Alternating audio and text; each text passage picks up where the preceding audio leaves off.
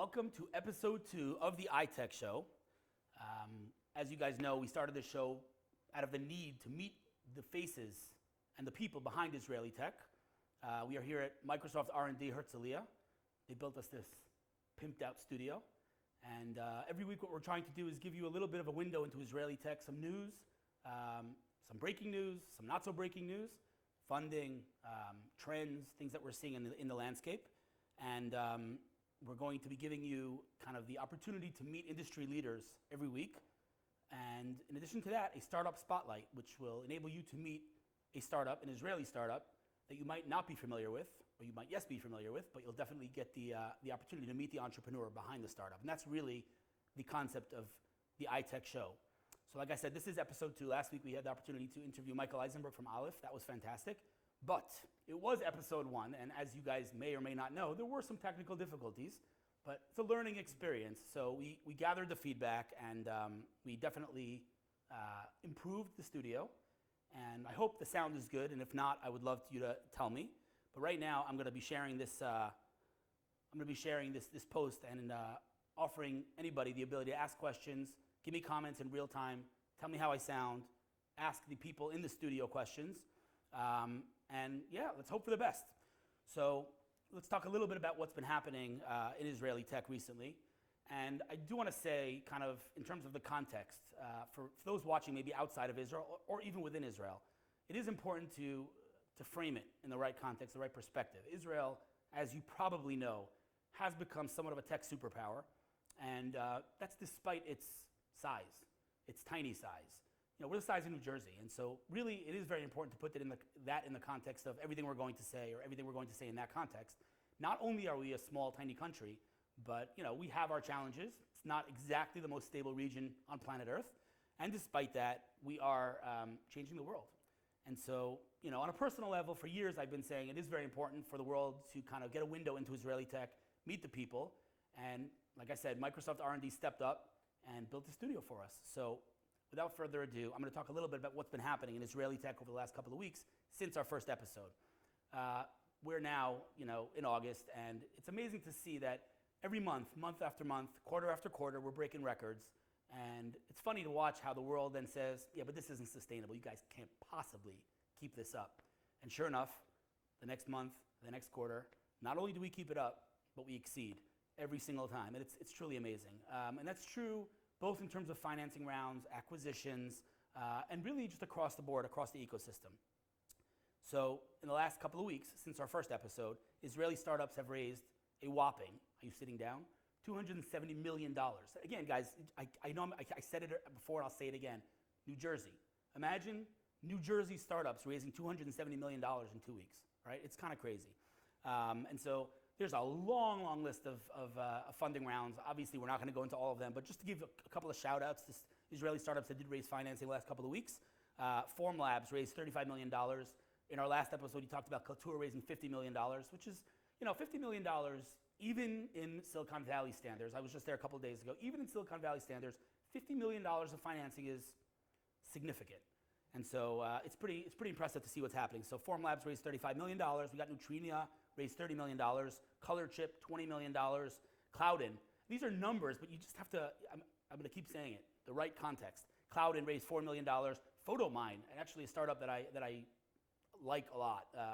Just to give a little shout out to Photomine because I think it's a really interesting thing. We all have photo albums, like hardcore photo albums, like old school photo albums. Hardcover, I mean, as opposed to digital. So what they do is they built computer vision technology that enables you to point your phone at that photo album, and it scans the entire page of photos, separates them into digital files, and you can back up all your old photo albums in like a matter of seconds. So they raised $3 million, and you know, it's just nonstop. It's ongoing. I'm sure by the time I finish the show, there'll be 3 new financing rounds in Israel, and it's really exciting. It's never been more exciting in Israel, and I guess we're all lucky to be part of this ecosystem. And again, having come back from Silicon Valley just 3 days ago, Israel is absolutely very widely regarded as number 2 in the world in terms of the quality and quantity of the innovation that's happening. Definitely felt it very strongly there. We had a tech meetup of Israelis in Silicon Valley. There's a strong presence of Israeli companies building innovation out of Silicon Valley.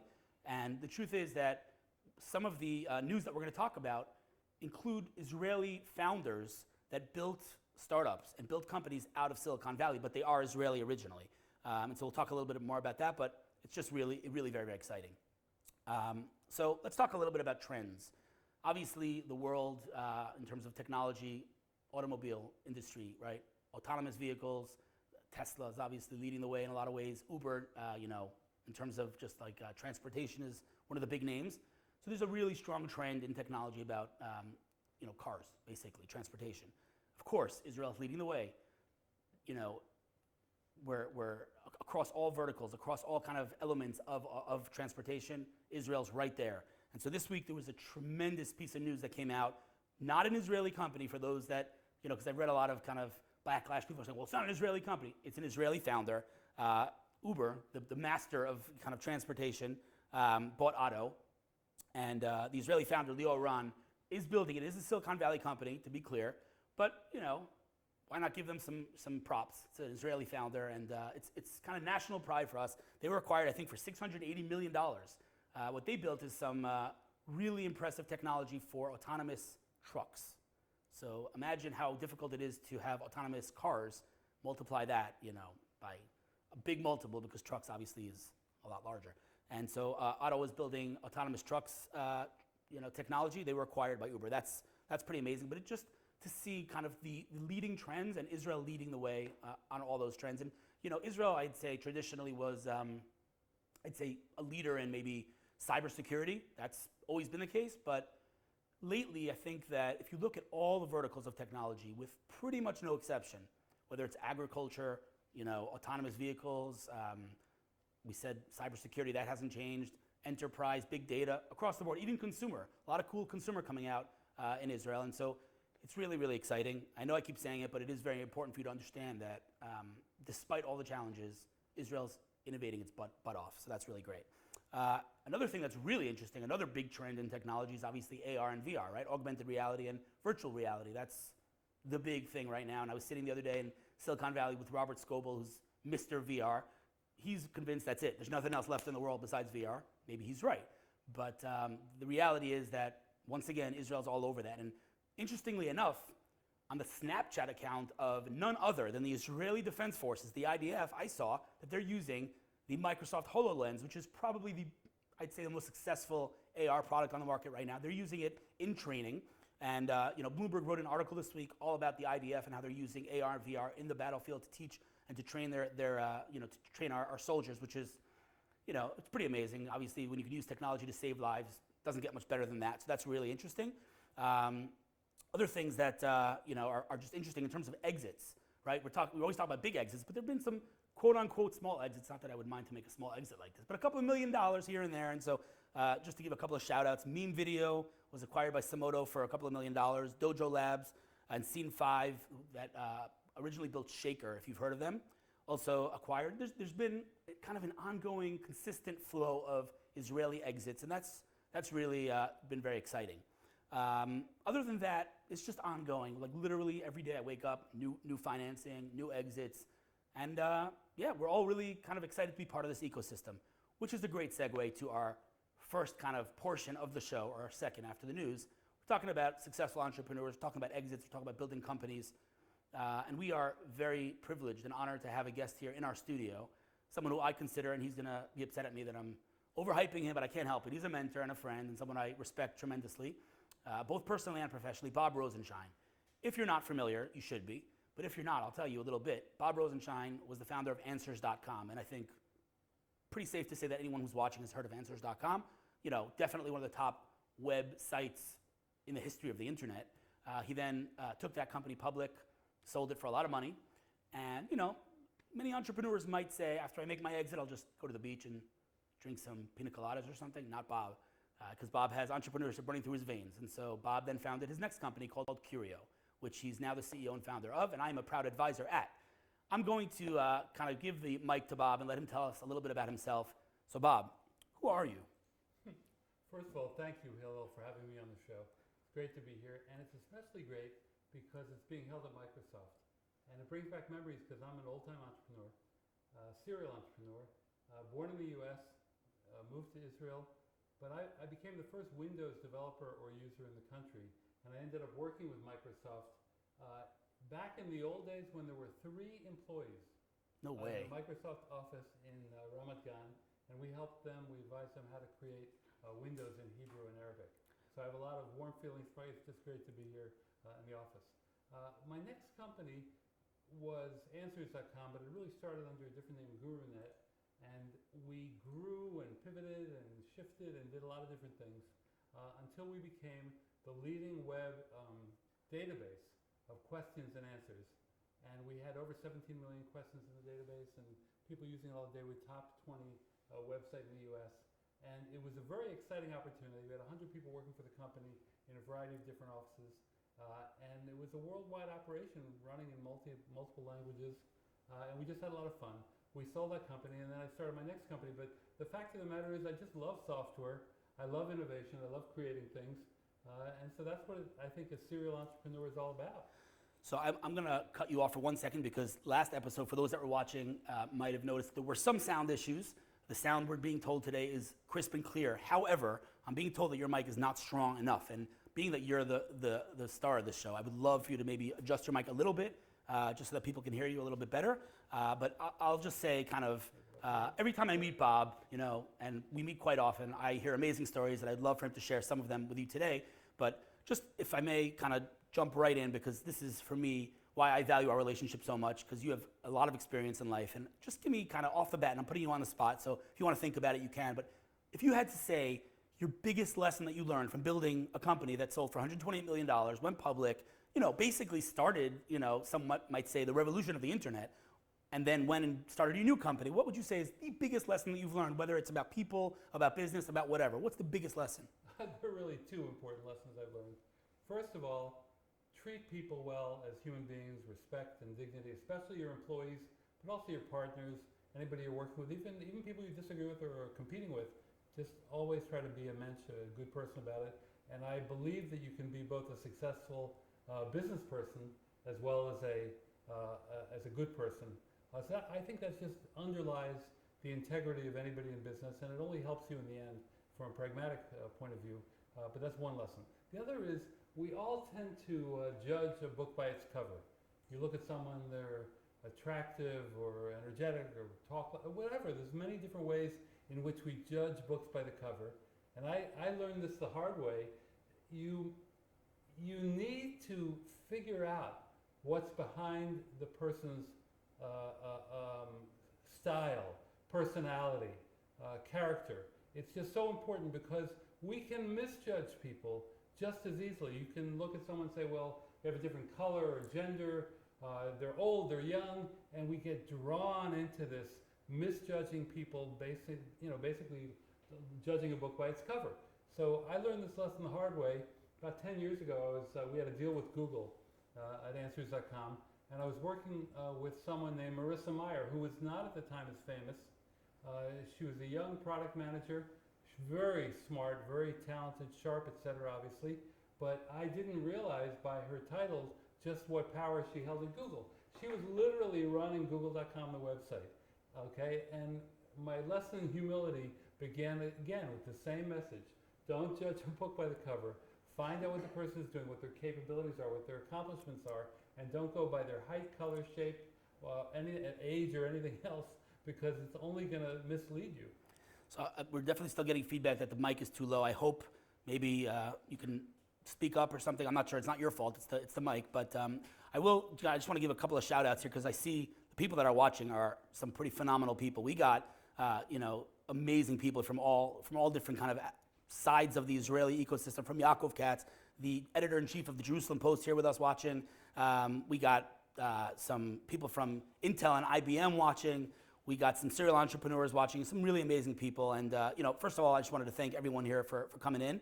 And definitely, keep the questions coming, keep the comments coming. And I hope the audio will get better. We're definitely it's a learning experience. Like I said, I think this is definitely one of the first of its kind of a kind of Facebook Live, professional show. So we're learning, but definitely both mics are fine. Thank you, Ann. Appreciate that.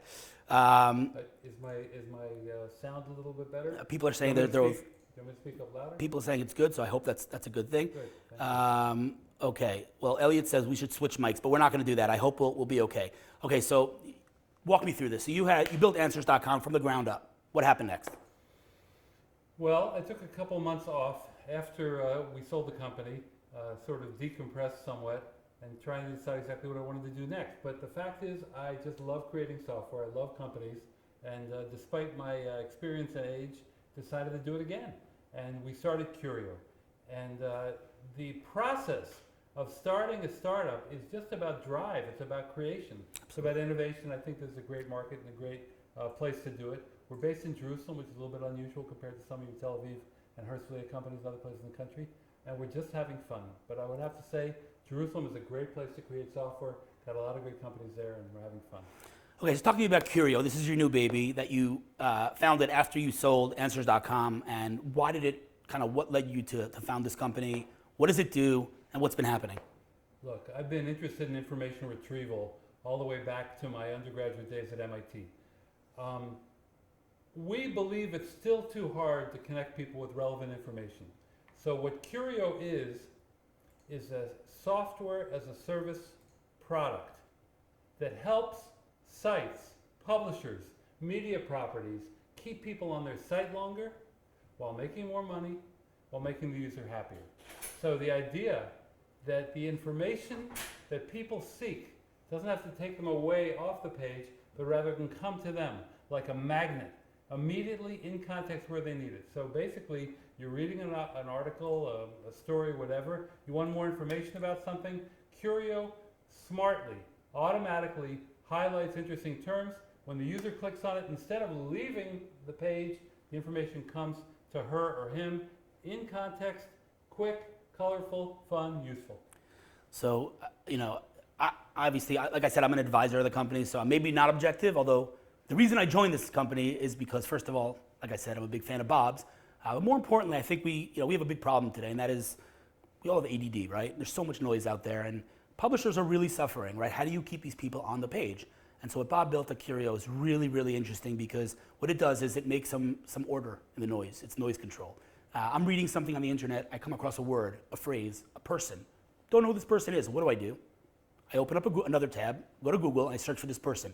You know what happens to that publisher? They lost me forever. I'm not going back because then something else happens, right? My ADD kicks in. So this way, I long click on this word on the page, and it gives me everything I need about that term, whether it's a Wikipedia search, a Twitter search, everything I need, the context right there without leaving the page. And so, like Bob said, the user benefits, the publisher benefits, and everyone's happy. So sorry, yes? We've also discovered that it's a much more general case of content discovery. Content discovery is a very, very exciting field today. And it's not only even just about famous people or things you could look up on a website, but rather about information delivery. So imagine it inside an organization. Imagine it on a publisher's site. It's basically about information at your fingertips, information coming to you on demand when you need it, where you need it. And that's the whole idea, because the Curiyo concept of content discovery on demand where you need it, when you need it, is not even limited to a certain form of HTML or desktop or mobile. It's just an idea of turning the link inside out. We're talking about a reverse link instead of a take me off the page link. Interesting. So talk to me about the company. How many people work in the company now? We're 6 people. We're a small company. We basically want to prove out the engagement, the retention, the incremental time spent on site, and scale as appropriate. And so you're basically partnering with big publishers out there. Can you talk about some of the publishers that you're... Well, our biggest partner right now is USA Today, and we're very excited to be on their site. And what we're finding is the people who are using the product stay on the page longer. We like that about it, and we're measuring the different things. I can't share all the numbers here, but basically it's about retention and engagement and delivering information at the point of need. We also had one site pick up our technology, and we hadn't sold to them. They just fell in love with it. They put it on their site, and we're getting good results there. The next version we think is a game changer.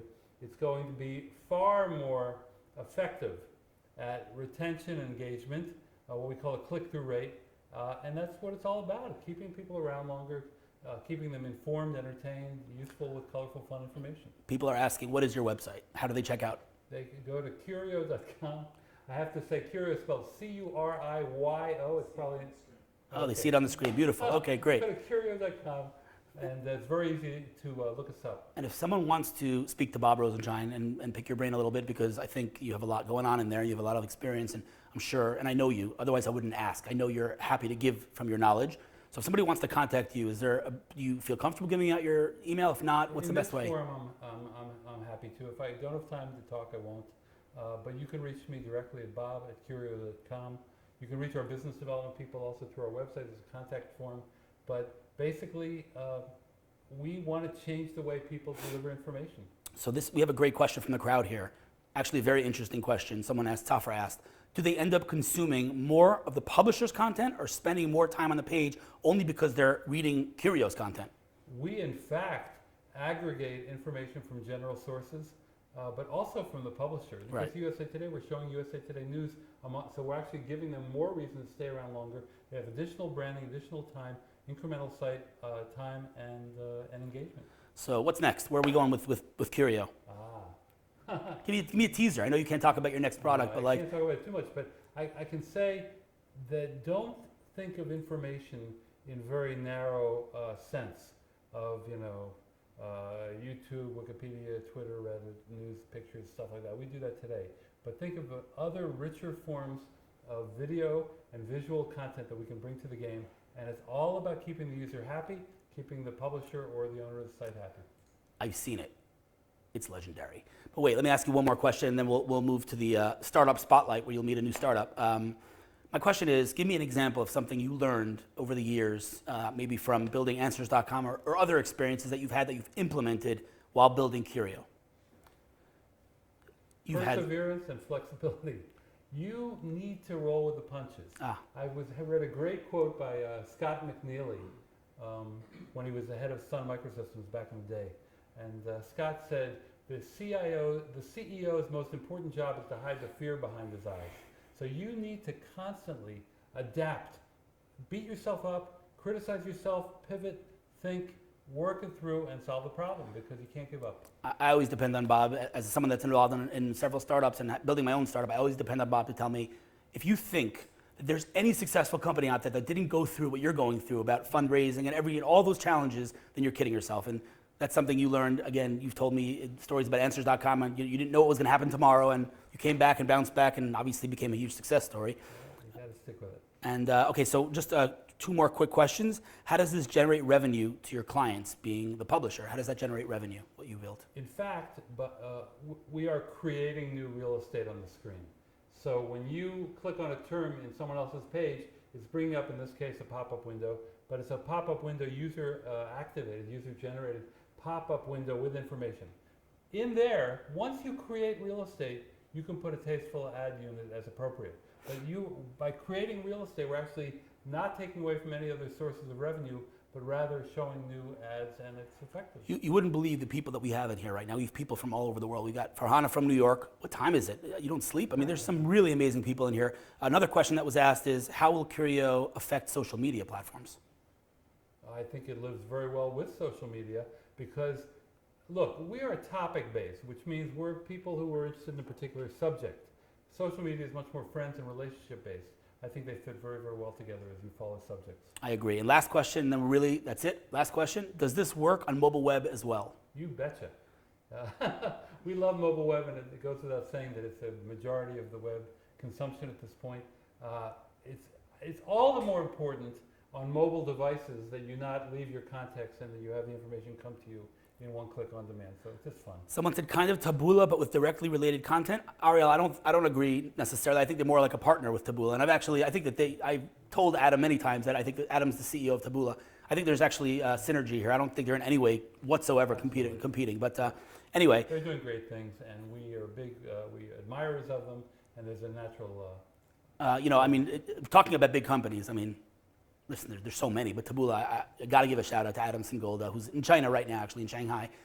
These guys, he doesn't sleep. I think he's a machine. He's like, every day he's closing deals with like multi-billion-dollar corporations, and he's completely, dominating, which is awesome. And obviously his biggest competitor, Outbrain, between the two of them, they have the entire internet, and they're both Israeli. So you gotta love that. Anyway, we have more and more people coming in, some from Canada, some from New York. It's fantastic to see. But listen, Bob, what's most exciting for me now is that now the world gets to know you. and sees why I'm such a big Bob fan. Like I've been saying, and people are like, I don't know this Bob. I only see your selfies together. Now they actually see you and they hear your personality and they understand. You gotta love the guy. So thank you very much. I was at Google this afternoon, and the head of HR comes over and says, I've seen your pictures with HR. That's a fraud, right? Yeah, she's the greatest. Yeah, well, listen, like I said, I think they don't make them like they used to, and it's an honor to be a friend and an advisor, and I gain more from you than I give to the company. So, like I said, I hope we continue to do great things together, and I hope you continue to do great things for the Israeli ecosystem, for Curiyo, and for the internet as a whole for many, many years to come. Thank you, Hill. Thank you for coming, and looking forward to hearing great things from you. And now to our Startup Spotlight.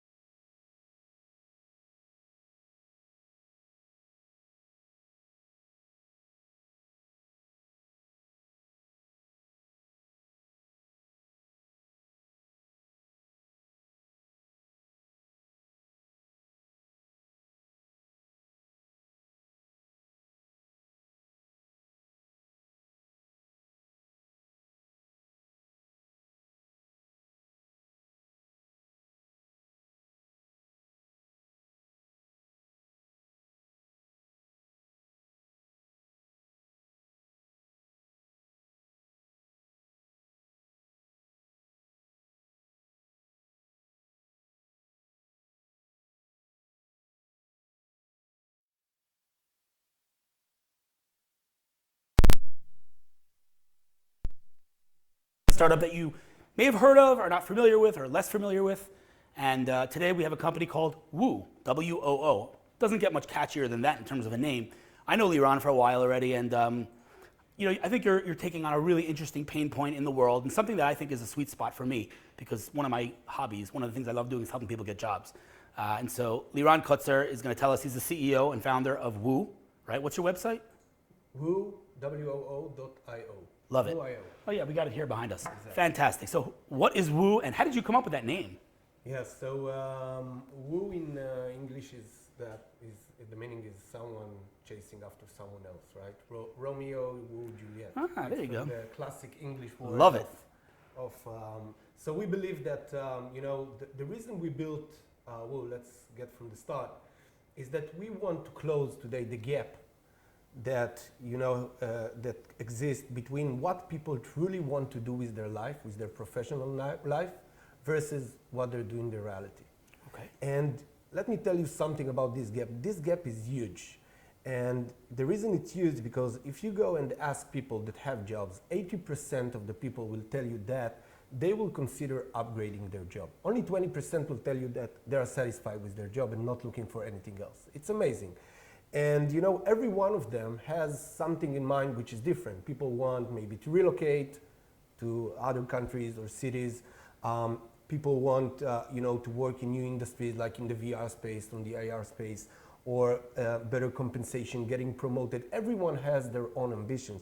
But when it comes to reality, you see that only a tiny part of those 80% are actively looking for their next opportunity. And most in those cases, they don't have any other choices. So we started to ask ourselves, what caused most of us not doing anything with one of the most important things in our life, which is our career? And when you get to this, you see that there is a huge barrier for people to actively looking for their next opportunity because of three main things. First, people don't want to be tagged as an active job seeker. I don't want people to know my family that I'm looking for a job, right? Those people on LinkedIn that say, looking for my next opportunity, that to me is like, all right, that's not someone necessarily that I want to connect with. Like, they're only using it to look for their next opportunity. Not to say that if someone's looking for their next opportunity, that doesn't mean they're less talented. But yeah, I understand what you're saying. People don't want to be, tagged as I'm looking for a job. I hear you. Exactly. And the second thing is that people don't want to invest the required effort from today technologies of what does it mean to look for a job. So you need to write for your CV, go to recruiting agencies, go to job boards. It's really frustrating. And the third thing, which I think is the most important, people basically blind to what they can get outside. So if you have a dream to work, I don't know, in Uber or in Facebook, If there is a little genie that will tell you, listen, there is 100% that those companies want you, this will better motivate you to do so.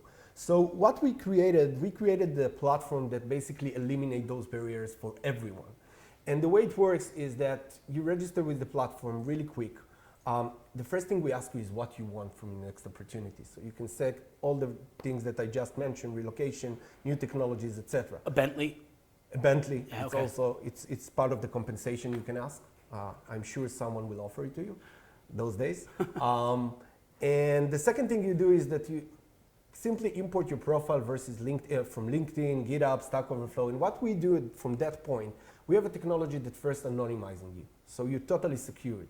And on the other side, we have hundreds of companies, US companies and Israeli companies that work with the platform. And we're starting to show your anonymous profile to the companies that are relevant. And here is the thing. Those companies can approach you with an opportunity only, and only if they can meet your expectation. Otherwise, they can't approach you. So we make sure that you're not going to be spammed like in other platforms, and you're only going to get what you want. In addition to our technology, we have the best data scientists. We hire the best scientists, and now we're starting to offer you suggestions about what you can ask and how you can increase the number of approaches companies will do for you. So we share with you a lot of insight how you can adjust your career and your next step. When company approach you, it's really simple. You see everything about the company, who's the company that approach you, what they want to offer you, and you have 48 hours to decide if it's interesting enough and you want to expose your identity or just pass the offer. So it's like blind dating for companies and people. It's blind dating for the company, not for Not for you the as person. a candidate. Love so it. you are in the wheelchair, and we give all the power to the candidate. You mean And the- this is- you're in the driver's seat, yeah, I said not the wheelchair. Oh. You don't want to be in a wheelchair. Yeah, Not that there's anything no. wrong with wheelchairs, but driver's seat. Yeah, I gotcha. Yeah. Okay. Sorry. Oh, that's okay. So we got some comments here. Noah, who's a UX person in Israel, a very good UX person in Israel, said also most people don't usually know about the great opportunities companies around them. That's true. Exactly. Right? You don't know about the companies, and if you do know that there's a company, you don't necessarily know, is there a position for you, and is that position right for me? And a lot of times I hear, well, I don't have that specific particular skill set, and I say to people, today companies aren't hiring based on specific skill sets. They're hiring based on talent. Right. Are you a talented person? Are you a quick learner? Are you hungry to succeed? And so I think that if you kind of give that advantage back to the talent, that's a real game changer. So tell me about the company. How many people work in the company? So we are 1 year on the road. We raised $4.3 million seed round. We are 28 people.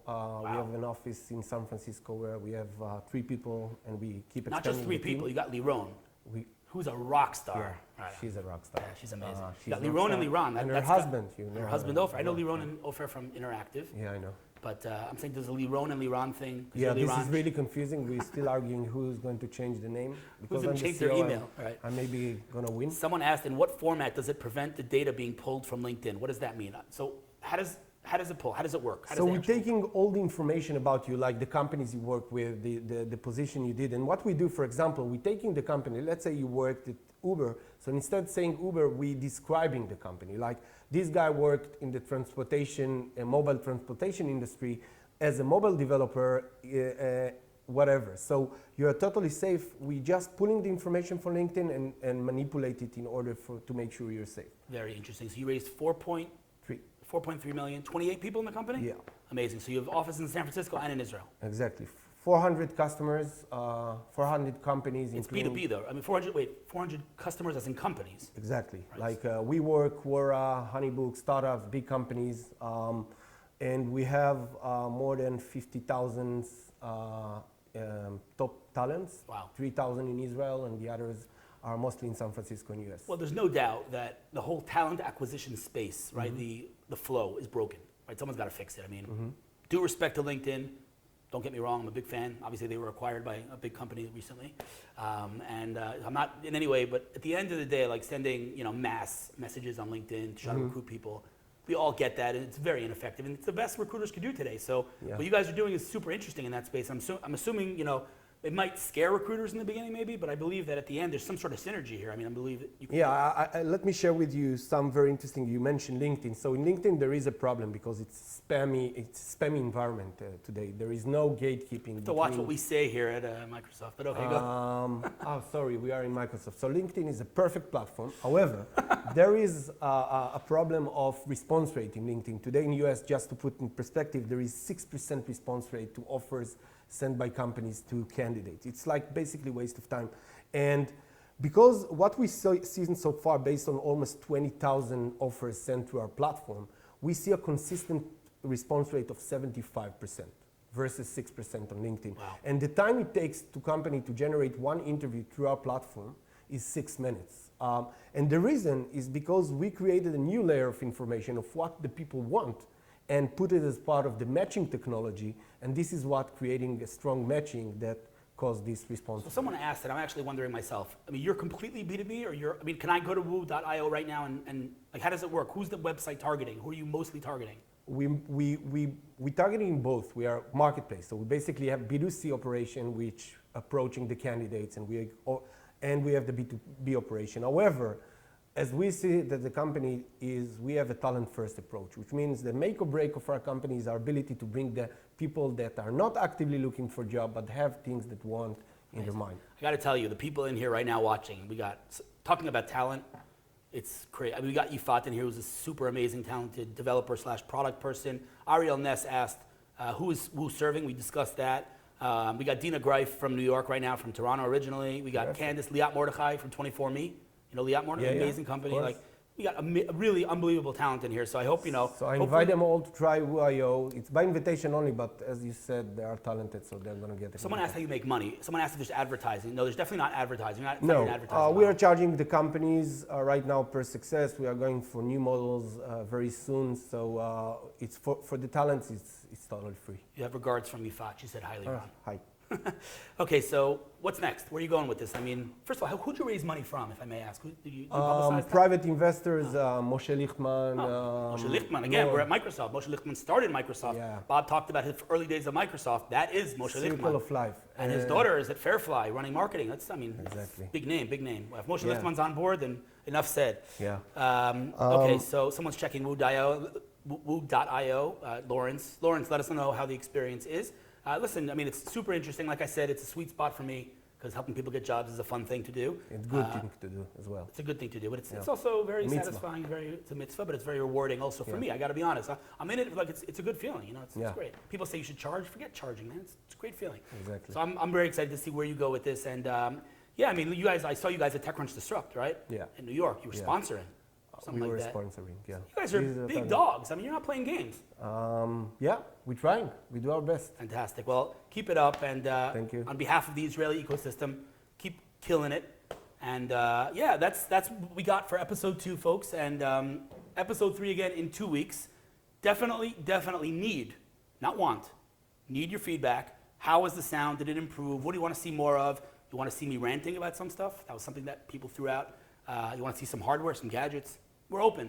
So send over feedback, and if there's people that you think should be on this show, entrepreneurs, investors, industry leaders, entrepreneurs, startups, anything, you know, shoot over some names. You can find me anywhere. And I'm definitely very eager to hear your feedback on this show, on the past show, and on future shows. So thanks again for coming in, and go check us out on itechshow.co, on Facebook, on Twitter, iTech Show. And see you next time, 2 weeks.